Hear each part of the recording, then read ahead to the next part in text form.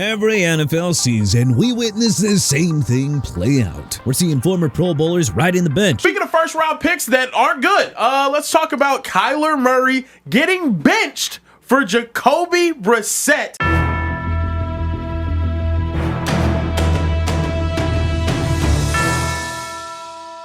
Others may have just already accepted their fate. How about we present to you 10 NFL superstars whose careers are officially over. Nick Chubb. Oof, this is a tough one. Back in week 2 of 2023, Nick Chubb's knee bent sideways against Pittsburgh, and even the broadcast crew went silent. He tore multiple ligaments, his season was over, and his career kinda changed forever. The injury looked bad in real time, but the ripple effects have been even worse ever since. Chubb was one of the league's most punishing runners, 4 consecutive Pro Bowl selections from 2019 to 2022. In his final healthy season, he rushed for 1,525 yards and he looked unstoppable. He was the kind of back who could carry an entire offense. But catastrophic knee injuries are unforgiving for running backs. And when Chubb returned in 2024, well, he looked like a shell of his former self. The Browns let him walk, and Houston signed him to a 1-year prove-it deal. The explosiveness that made him special just doesn't exist anymore. The Texans barely use him, and heck, when they do, he just looks like a replacement-level back.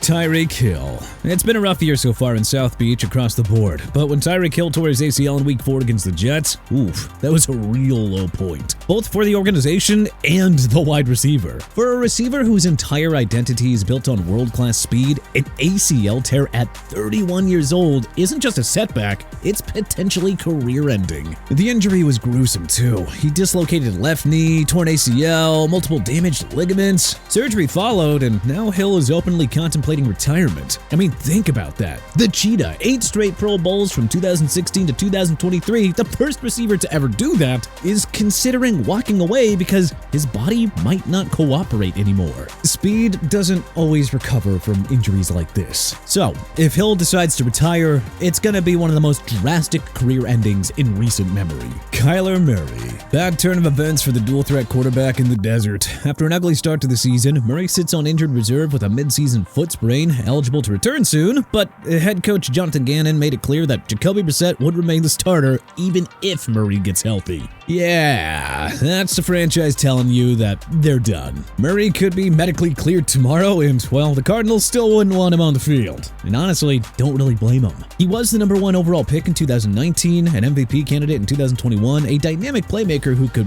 beat you with his arm or his legs, but sadly, that promise just never translated to sustained success. His career has been just a series of peaks and valleys. The infamous homework clause in his contract became a national punchline, and now the injuries have piled up and his performance has really declined. Now at 27 years old, prime years for a quarterback by the way, Murray watches from the sidelines while a veteran journeyman runs the offense that he was supposed to own. Hey, just saying, it may be curtains for Kyler. DJ Moore. 24 months ago, which, sheesh, at this point feels like a lifetime ago, DJ Moore posted 96 receptions for 1,364 yards and looked like a legitimate wide receiver 1. Chicago's offense ran through him, and he struck fear into opposing defenses. Now, well, he's just kind of an afterthought. Moore has managed just 30 catches for 403 yards and 1 touchdown in 9 games thus far in 2025. His yards, targets, and pretty much every element of production is down from his career averages. 2 straight down seasons after his 2023 peak have turned him from a featured weapon into a forgotten veteran. Now at 28 years old, Moore should be in his prime,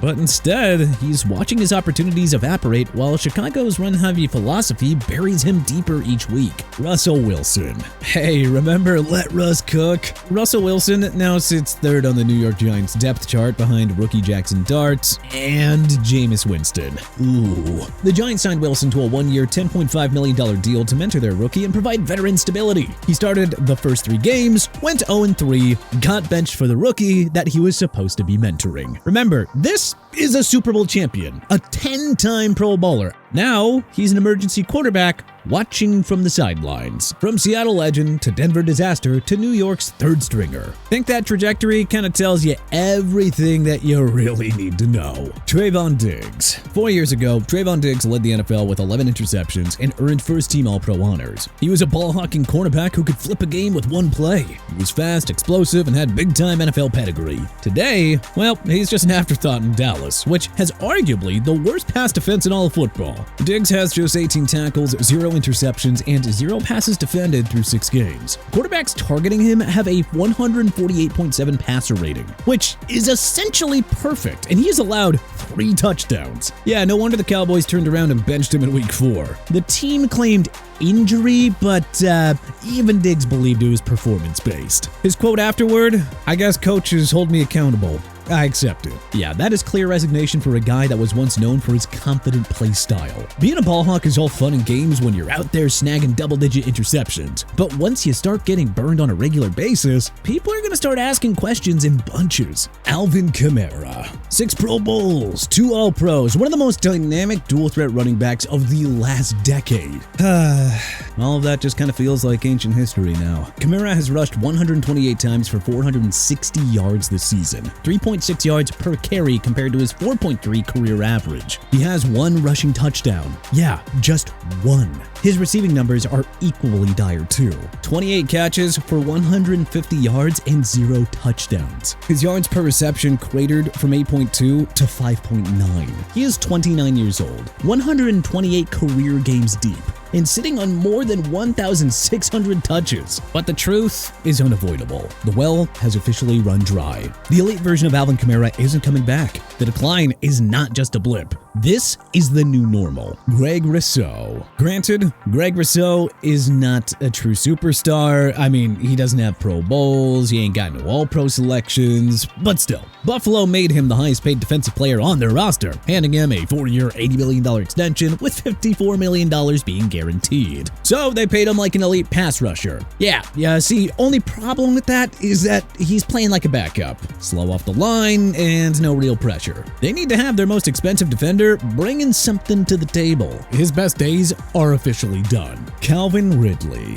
Coming off back-to-back 1,000-yard seasons, people expected Calvin Ridley to help stabilize rookie quarterback Cam Ward.